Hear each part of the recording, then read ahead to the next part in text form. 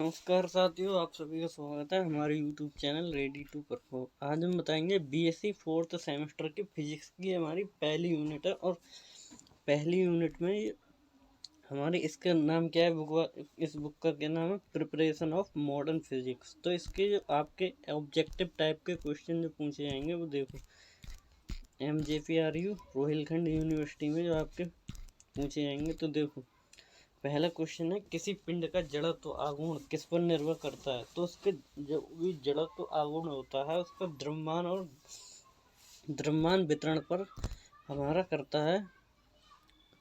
तो देखो, इसमें ए और बी दोनों ऑप्शन सही हैं, तो दोनों पे ऑप्शन लगा। अब देखो, ये आ गया the earth of a inertial और नॉन इनर्शियल फ्रेम वाला है। तो ये क्वेश्चन पूछा ही जाता है आपका कि पृथ्वी हमारी इनर्शियल फ्रेम है या नॉन इनर्शियल फ्रेम है। तो ये 100% पूछा जाएगा, ये क्वेश्चन आपका इम्पोर्टेंट है। तो देखो, ये कौन सा है, अजड़त्व। ये अब देखो, थर्ड क्वेश्चन है, किसी वस्तु की गति को वर्णित करने के लिए सदा फ्रेमों का चयन किया जाता है। तो कोई भी वस्तु होंगी तो उसमें हम उनकी गति को किससे करते हैं,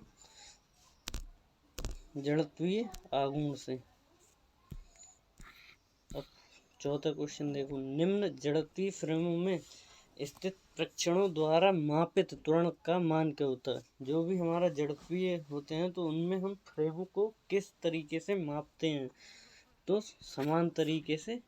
त्वरण का मान कैसा होता है, त्वरण किसे कहते हैं? त्वरण की डेफिनेशन अगर आपको पता नहीं होगी तो वेग परिवर्तन की दर को त्वरण कहते हैं। तो जो भी, जैसे हमारी मोटरसाइकिल होती है, उसका हम एक्सीलरेटर एक बार खींचते हैं फिर कम करते हैं, तो वही उसकी पहले गति तेज होती है फिर कम होती है, तो उसी को हम वेग परिवर्तन की दर को त्वरण कहते हैं। तो जड़त्वीय फ्रेम में स्थित प्रेक्षणों द्वारा मापित त्वरण का मान होता है, तो कैसा होता है, इक्वल होता है।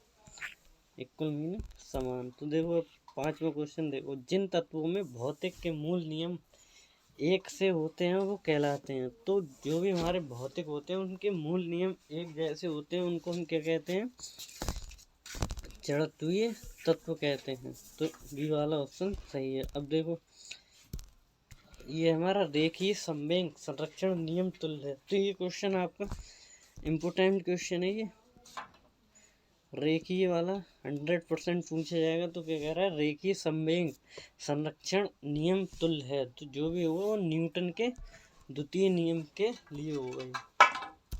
अब देखो, माइकलसन मोरले प्रयोग, अदुजनित प्लेट में दर्पण के बीच की दूरी होती है। तो जो भी हमारे दर्पण के बीच की दूरी होती है माइकलसन मोरले प्रयोग में 11 मीटर की होती है। अब देखो, एक तृतीय फ्रेम होना चाहिए। तो जो भी होता है हमारा एक तृतीय फ्रेम कैसा होता है, अजड़त्वीय होता है, अजड़त्वीय होता है। अब देखो, एक अधिकल्पित बल होता है। तो कोई भी हम अधिकल्पित बल कौन सा होता है, फ्रेम के त्वरण के कारण प्रतीत होता है। तो जिसकी हम कल्पना करते हैं, अधिकल्पित बल फ्रेम के त्वरण के कारण प्रतीत होता है। अब देखो, किसी घटना की संपूर्ण जानकारी के लिए उसके घटित होने की स्थिति तथा की आवश्यकता होती है। तो वेग और समय दोनों की आवश्यकता होती है। तो वेग तो हमने बता ही दिया, और समय।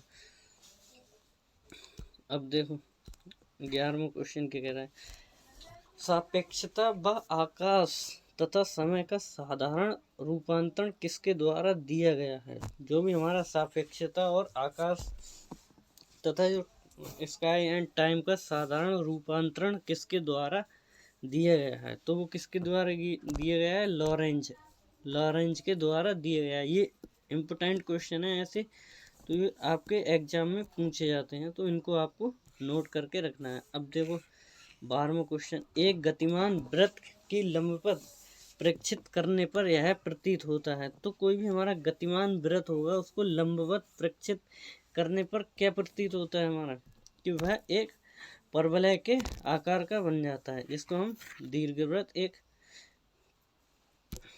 दीर्घवृत्ताकार हो जाता है।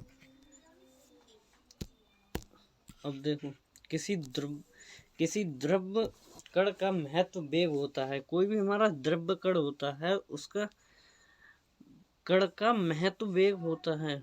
तो क्या होता है, प्रकाश के वेग के बराबर। जो भी हमारी सनलाइट होती है तो उसी के बराबर होती है। तो प्रकाश की चाल कितनी होती है, 3 गुणा 10⁸ होती है, समथिंग मीटर प्रति सेकंड होती है। तो इसी के बराबर होती है। अब देखो, 14वां क्वेश्चन है, ये इम्पोर्टेंट क्वेश्चन है आपका एग्जाम पॉइंट ऑफ व्यू के लिए। तो देखो, गति अवस्था में फोटोन का द्रव्यमान होता है। जो भी हमारा गति अवस्था होती है तो उसमें फोटोन का द्रव्यमान कितना होता है, h/c²। तो इसको आपको नोट करके रखना है, बहुत ही मोस्ट वांटेड क्वेश्चन है। अब देखो, ये 15वां, आपेक्षित के विशिष्ट सिद्धांत अनुसार आपेक्षिक कण को गतिज ऊर्जा का व्यंजक है। तो जो ये जितने भी ये फॉर्मूले वाले क्वेश्चन है मेरे भाई, ये सारे के सारे मोस्ट वांटेड है और ये क्वेश्चन भी आपका इम्पोर्टेंट है। तो इसको आपको बिल्कुल भी नहीं छोड़ना है। तो क्या होगा, k बराबर mc² माइनस m0c²। तो ये होता है इसका। अब देखो, किसी कण या वस्तु द्वारा प्राप्त अधिकतम वेग कितना होता है। तो कोई भी वस्तु होगी और कण होगा तो उसके द्वारा अधिकतम वेग कितना होता है, c के बराबर होता है। c का मान कितना होता है, 3 गुणा जो बताया था हमने उसी के समथिंग होता है। अब देखो, लॉरेंज रूपांतरण समीकरण गैलीलियो रूपांतरण समीकरण में परिवर्तित हो जाते हैं जब, कब परिवर्तन हो जाते हैं, जब b का मान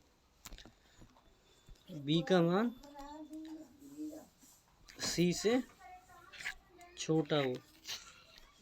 जब b का मान c से छोटा हो और c बड़ा हो, तब ये एक दूसरे में रूपांतरण समीकरण परिवर्तित हो जाते हैं। अब देखो, 18 क्वेश्चन है, दो घटनाओं का समांतराल डेल्टा टी डैश, जो कि समांतराल डेल्टा टी वाले स्थिर फ्रेम के सापेक्षिक गतिमान निर्देश फ्रेम S में स्थिर घड़ी से नापा जा रहा है। तो क्या होगा इसमें, delta T greater than delta T dash. अब देखो, माइकलसन, ये इम्पोर्टेंट क्वेश्चन है आपका 19 वाला। माइकलसन मोरले प्रयोग में फ्रिंज विस्थापन अपेक्षित था। जो भी हमारा माइकलसन था उसमें फ्रिंज विस्थापन कितना था,